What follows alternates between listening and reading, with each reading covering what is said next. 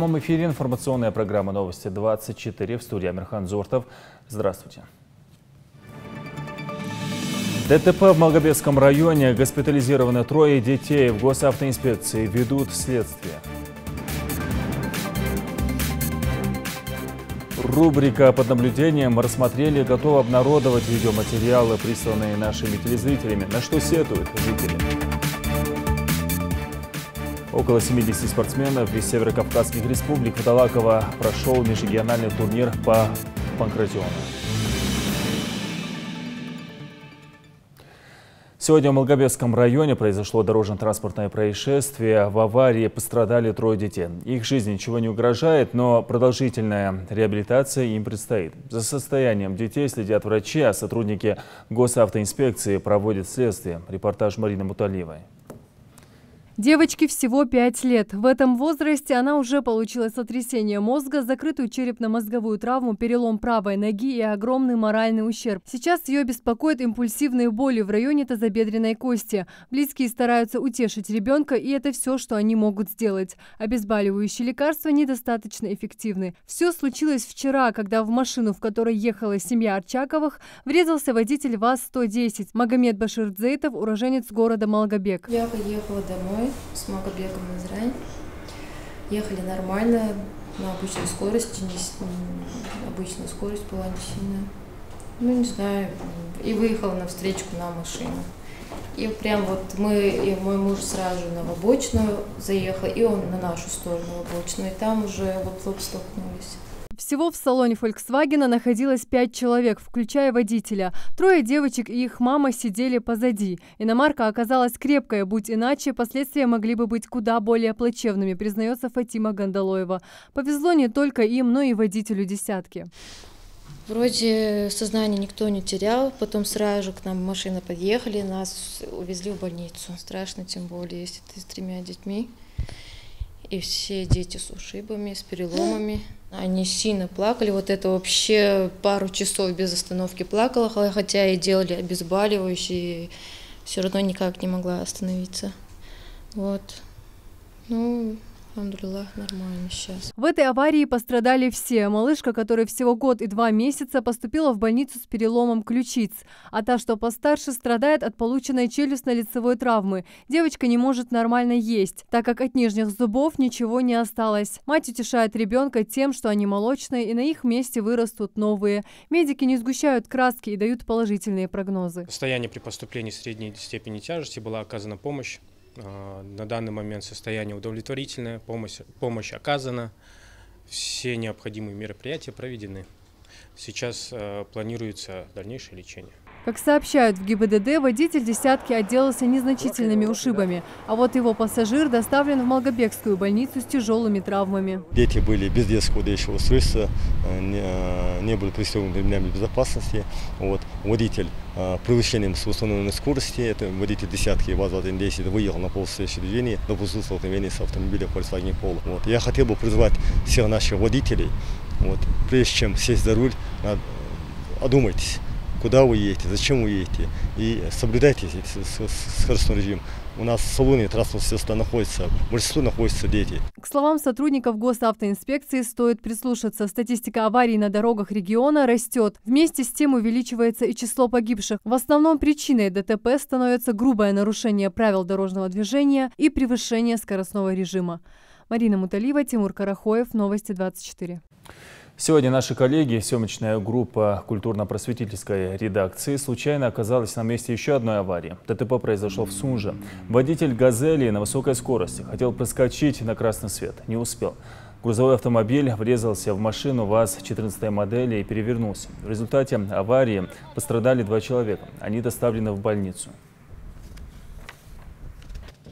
ماشين حتى شو تقنعت حواش أنا شيء غلقة قاتش ميان هارسك إلو ستة إلني توجوه تحبق ده تهر شخنا وين بعد جوج ده أنيا قطر حلقة تر خلش أتاده حني سنتس ماشين السخ خرصاده تعمل خطة دوج ده خطر حمش خنت خطة شتيا ناقة لاتوسو نظام مرتدر ثاني سريشنا بولسا دقيتو ارسمتال الش سناقة حتم ولرسا دقا خلر ظلم اجده شوزلاغه ايلام لوتن يولوجي شي نظام صابر صدر بهاندو سيخونسا حقولجده صندوق صحمنت عادل بو وقا بر يخردجده умудолжды иш сурта хыл сурта лолли яхыш.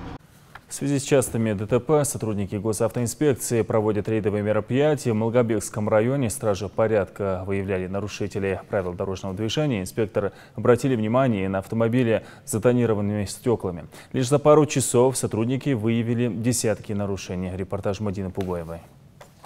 Не нарушаете? Нет, я старый человек, мне нарушать нельзя. Нельзя? Ну давайте мы вас по базе пробьем. В поле зрения инспекторов ГИБДД сегодня все участники дорожного движения. Тех, кто не был пойман во время нарушения, проверяют на наличие неоплаченных штрафов с помощью электронной базы данных. Параллельно полицейский патруль фиксирует отсутствие документов, детского удерживающего кресла, непристегнутый ремень и превышение скорости. Водитель этой иномарки, к примеру, признавать свою вину не хочет. Муса, а почему вы ремень не пристегиваете? Безопасности. Вроде бы за границей вернулись, там, наверное, вы правила дорожного движения соблюдаете, а здесь нет, да? А вы мне покажите одного, кто пристегнулся. Нет, ну давайте будет каждый отвечать за себя. Нет, вот давай, нет, вот давайте каждый будет отвечать за себя. Ну хорошо, я не пристегнулся. Да, все, ничего не так, почему? Нарушение правил дорожного движения. Надо. Вот, а почему? Вот надо, вот работаем. В отношении водителя авто составили протокол, поэтому теперь ему придется платить штраф в размере 500 рублей. Впрочем, тех, кто считает, что ремень безопасности – это всего лишь дополнительный аксессуар, на дорогах Малгобека немало, поэтому штрафовать приходится почти каждого второго. А вот владелец этой машины и вовсе, видимо, решил привлечь внимание инспекторов необычным способом. Закон разрешил тонировку лишь задних стекол, а у владельца этого эвакуатора лобовое стекло покрыто 100% пленкой. Во время управления транспортным средством видимость, во-первых, ночью вообще, когда непогодные условия, вообще практически ничего водитель не видит. Поэтому возникает ДТП, всякие дорожные. Поэтому сейчас будет составлен административный протокол и будет взыскан штраф. Пока в центре Малгобека дежурит несколько полицейских патрулей, на посту ДПС в районе сельского поселения Зязиков-Юрт также проходят рейдовые мероприятия. Муса Бесаев, к примеру, живет неподалеку. Сидящую у него на переднем сиденье девочку заметил инспектор ГИБДД. О том, что свою же дочь водитель авто подверг риску, он, судя по всему, еще не осознал. Просто я на заправку заехал, спешил, как говорится, Пока на дорогах республики колесят такие же безответственные водители, случаев ДТП со смертельным исходом вряд ли станет меньше. Искореженная машина, чья-то оборванная жизнь и постоянное чувство вины. Все это будет спутником жизни каждого, кто захочет рискнуть.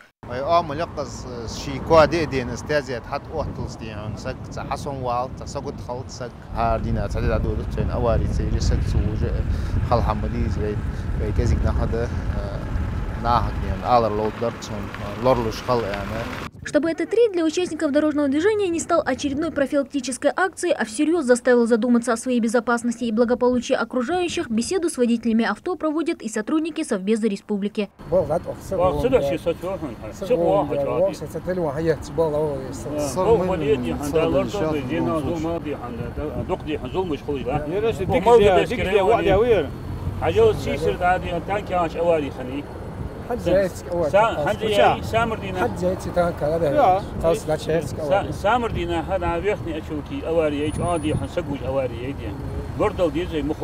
Но уж если и профилактические беседы не заставят водителя одуматься, сотрудники ГИБДД намерены принимать в отношении нарушителей жесткие меры. Будем ужесточать меры взаимодействия с судебными приставами.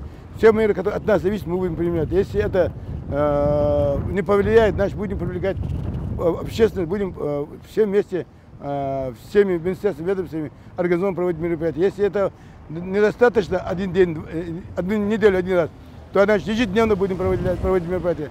А пока остается надеяться, что аварийность на дорогах республики снизится хотя бы за счет штрафов за нарушение правил дорожного движения, которые существенно будут бить по карману каждого. Мадина Пугоева, Адам Долгиев, Новости 24.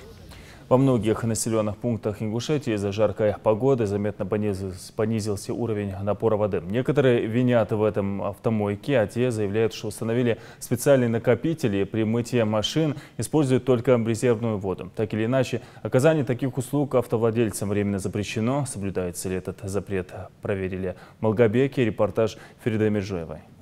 Струйка воды толщиной в одну спичку дает утечку 200 литров в сутки. Эти знаменитые слова сантехника Афони сегодня актуальны как никогда. В населенных пунктах республики в аномально жаркую погоду остро встал вопрос с перебоями водоснабжения, а потому все автомойки республики должны быть закрыты. Следуют ли предприниматели указанию главы региона, проверяют малгобекские власти. Они все закрыты. Уже Шикердян, вторую неделю, 2 недели. Вот. Хотя бы раз побывавшие в пробке автомобилисты приходят к выводу, что машину надо помыть. Купают железного коня, как правило, на автомойках. Но сейчас временно приходится обходиться своими силами. Водители со стажем все же отдают предпочтение мойкам. Ведь здесь машины чистят распылением воды, а в домашних условиях ее расходуют в разы больше. Хи используют минимальное количество паровым разбрызгивателем. А весь хар согласится, машина аюлышалче. 10, 15, даже 50 раз больше хидовода. С одной стороны медали экономия жизненно важного ресурса, с другой малый и средний бизнес, к которому в стране сейчас особое отношение. В Малгобеке действует свыше 20 автомоек. Практически все из них используют воду из собственных цистерн. Закупленную всего за 500 рублей ее хватает на месяц, а то и больше. Это во многом объясняет то, почему с их закрытием воды из-под крана не стало больше. Однако при всем этом использовать питьевую воду в технических целях предприниматели не имеют права. Во всех мойках люди поставили дополнительные емкости. Вот по 3, по 5 кубов. Они эту воду покупают. В каждой мойке, вот сейчас жаль нету хозяев, они закрыты все, у них стоят счетчики. С водоканалом заключены все договора. Чисто юридически, конечно, здесь у них вроде бы все правильно. Но вода, вы знаете, это питьевая вода. И поэтому, наверное, все-таки, зная ту обстановку, которая сложилась в республике с подачей питьевой воды, наверное, с одной стороны, это, наверное, правильно, что уже закрыли. При этом большинство автомоек не соответствуют технологическим требованиям. Обратная подача воды используется лишь в новых и крупных мойках. Расход воды на этих заправках, конечно, он очень минимальный. И они используют повторно. И вот у нас 2-3 мойки, которые используют вторичную, как говорится, воду. Вот они ставят отстойники, они машины помыли, эта вода по фильтрам идет, 2-3 фильтра, и она повторно, они ее используют. Но есть указания, значит, мы должны это указание выполнять, потому что многие люди, когда видят, что нету питьевой воды дома, и когда видят, что работают мойки, это, конечно, вызывает, соответственно, другую реакцию этих людей. И этих людей можно понять. Власти города намерены сохранить сухой закон до тех пор, пока сами предприниматели не научатся экономить. На каждой автомойке должны быть установлены свои очистительные сооружения, которые позволят повторно использовать воду. Ферида Миржоева, Рахман Суров, Новости 24. Информационная служба национального телеканала продолжает принимать фото и видеоматериалы от телезрителей. Далее рубрика «Под наблюдением». Наш корреспондент побывал в нескольких населенных пунктах. Кто-то жалуется на образовавшееся рядом с домами болото, другие сетуют на небезопасные трансформаторы, которые необходимо срочно привести в порядок. Слово Марине Муталиевой.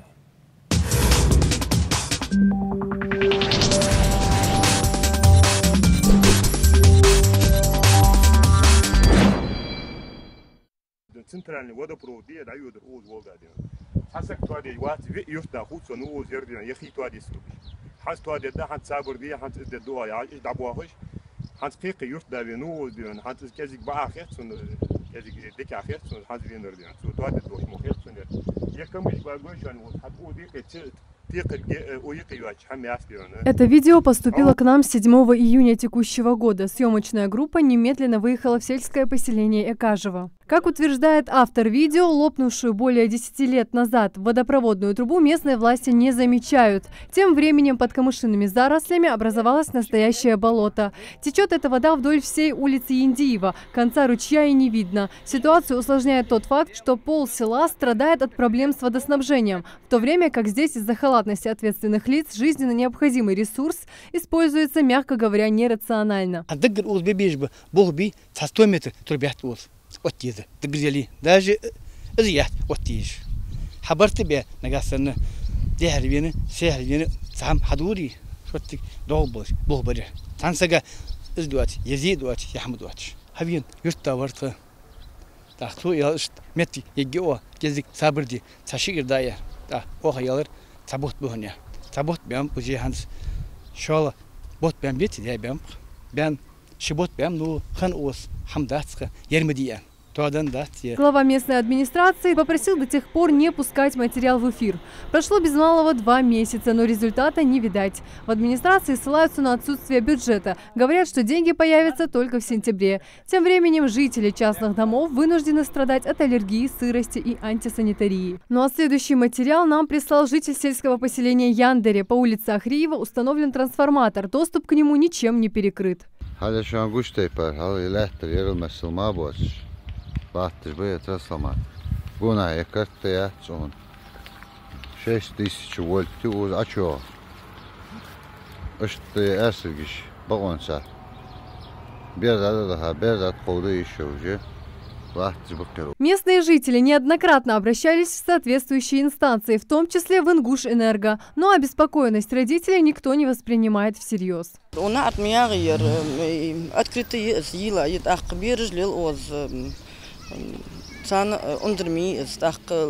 Неоднократно духот летен хани из юачин хамхалч лотели из возгорания хулцевич так дакулизр из тешемер мершах угер из. С такой же проблемой столкнулись и жители сельского поселения Барсуки. Трансформатор установлен рядом с местным каналом на улице Дюкерная, несколько лет стоит неогороженным. Он, кстати, тоже очень ветхий и постоянно дает сбои. Мы живем в соседнем доме, и нам родители запрещают подходить к трансформатору. Нам да затмо их отрук, у трансформатора их бега бьюхс, бирж хата замаду бирж дата ухцет.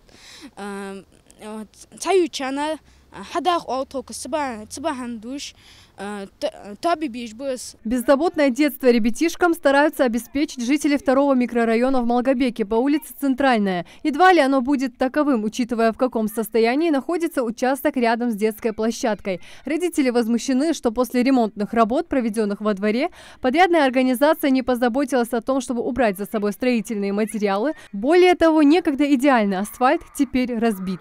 Здесь были огромные кучи. Глина была, разбитая вот эта дорога, площадка была. И когда уже они стали уезжать, неоднократно я к ним самим же обращалась. Уберите. Почему? Потому что на сегодняшний день моя работница, которая здесь работает, ей трудно убирать вот это все.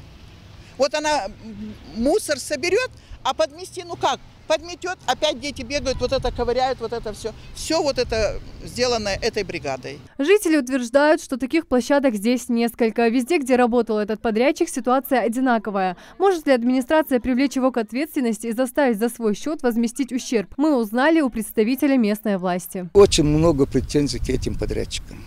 И у нас не хватает ни сил, ни средств, чтобы ликвидировать все жалобы, которые остались за этими подрядчиками. А заставить их это сделать нет возможности?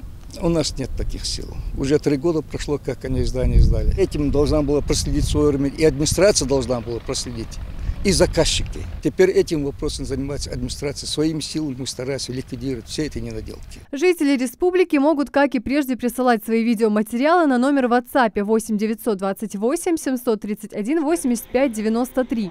По мере возможности журналисты национальной телерадиокомпании постараются осветить ваш вопрос и тем самым помочь привлечь внимание властей к проблемам обычных граждан Ингушетии.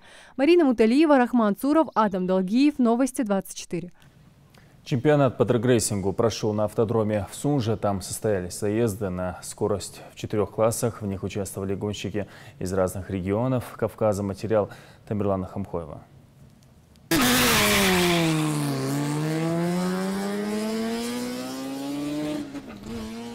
Такого количества нарушений правил дорожного движения и превышения скорости сотрудники полиции, вероятно, не видели давно.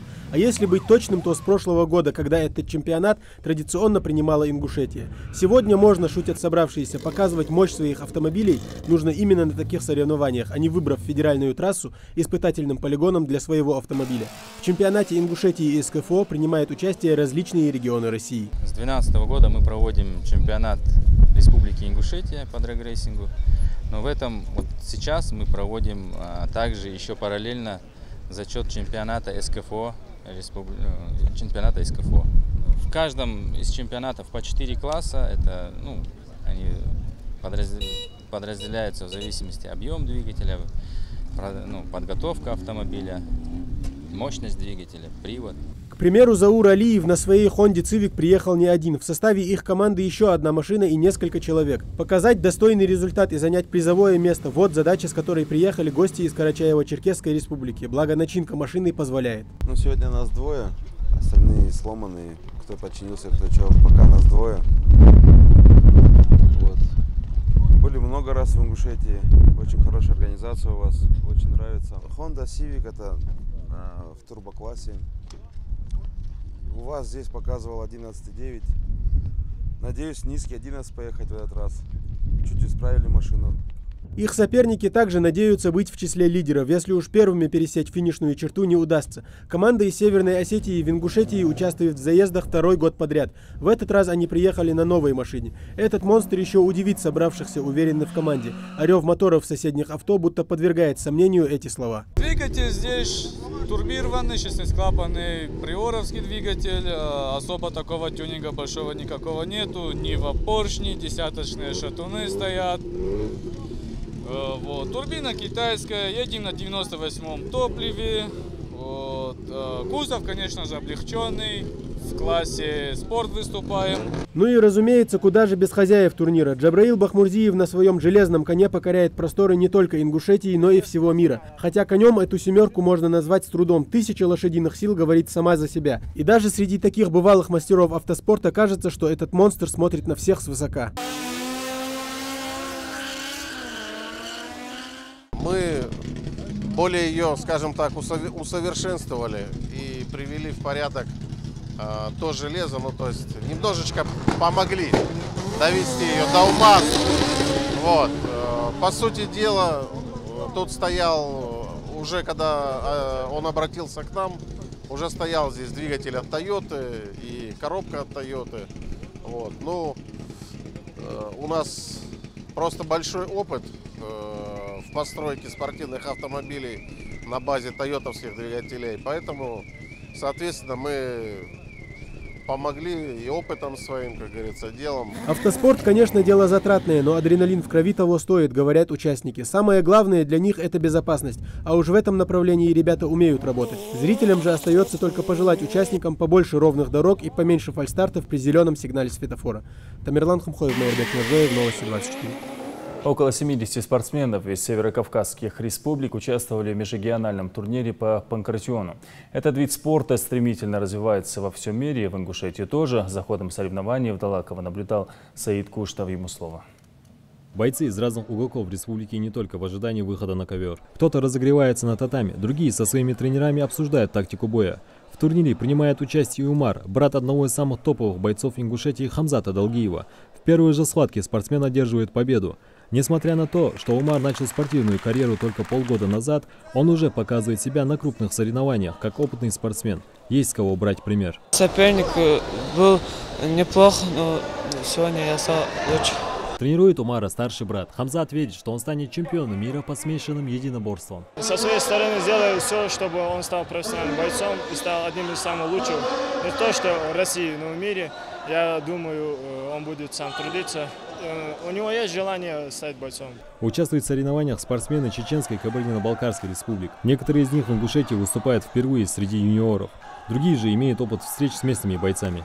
Приехал показать себя, чтобы изучить навыки какие-то и, конечно же, выиграть. 2 недели назад узнал об этих соревнованиях. Готовился к этим соревнованиям в клубе Бертуте. Здесь соревнования очень нравятся. Я много раз здесь бывал, участвовал на соревнованиях здесь в Ингушетии. На межрегиональный турнир по панкратиону съехались около 70 бойцов из разных регионов Северного Кавказа. Цель состязаний – популяризовать среди молодежи этот вид спорта и дать возможность начинающим спортсменам набраться опыта. Панкратион, грэпплинг, боевой, самбо в различных разделах. Все это одна история. Это продолжается с начала года. Мы сейчас начали большую работу в этом направлении. Нашли понимание и поддержку руководства республики. В лице Федерации ММА Республики Ингушетия, Министерства спорта. Расширяем географию проведения этих турниров. Не только в одних населенных пунктах, стараемся разнообразить места проведения турниров. с тем, чтобы максимально большее количество ребят-спортсменов, те, которые вчера еще были зрителями, сегодня станут спортсменами. Панкратион – специальное искусство боя, которое на сегодняшний день еще не включено в Олимпийские игры. Однако этот вид спорта активно развивается во всем мире. Для этого были даже созданы специальные правила ведения борьбы, которые менялись на протяжении долгого времени и сейчас уже стали общепринятыми. Межрегиональный турнир по панкратиону продлился всего один день. Победители ждали ценные подарки. Саид Куштов, Тимур Карахоев, Новости 24. Я на этом с вами прощаюсь. Всего доброго.